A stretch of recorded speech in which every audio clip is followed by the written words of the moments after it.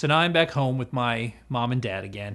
Um, Still working, holding down a job. Completely have decided to run full arms back into the world, embrace my whole gay community again, all my friends, start bar hopping again, doing the whole nightclub thing. But this time, things have kind of come back to more of an intense fevered pitch. My lust and my hunger for sexual activity was at a fevered pitch. I would frequent mini movies, which are the 25-cent porno theaters. I would frequent mall bathrooms, parks, sometimes upwards to, having slept with up to maybe 20 different men in one day.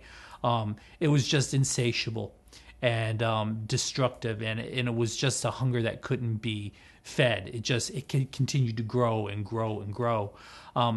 During this time, my father had an aneurysm and passed away on the operating table, and I lost my father. So that left me now alone with just my mother.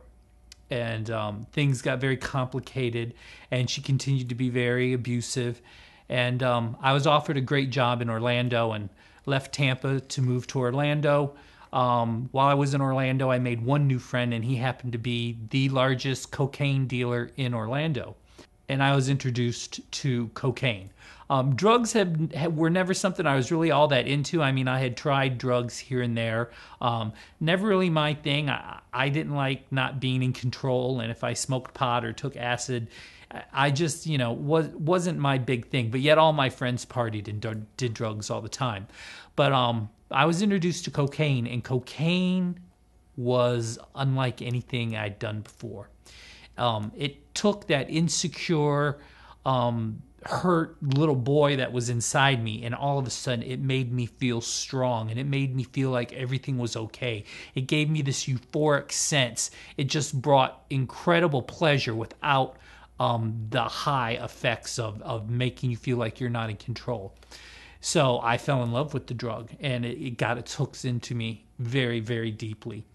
I proceeded to use drugs every weekend, and it increased from, $100 a weekend to $300 a weekend to $400 a weekend. All my money now was going into drug usage.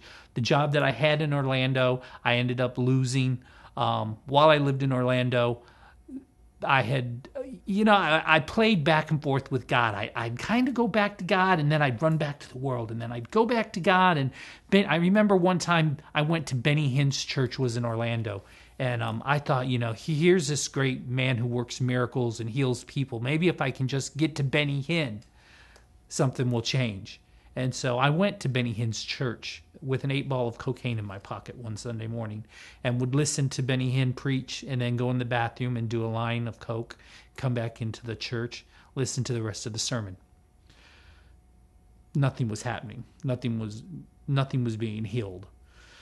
So I end up coming back home and moving back in again with my mom. And this is when I discovered the musician Marilyn Manson.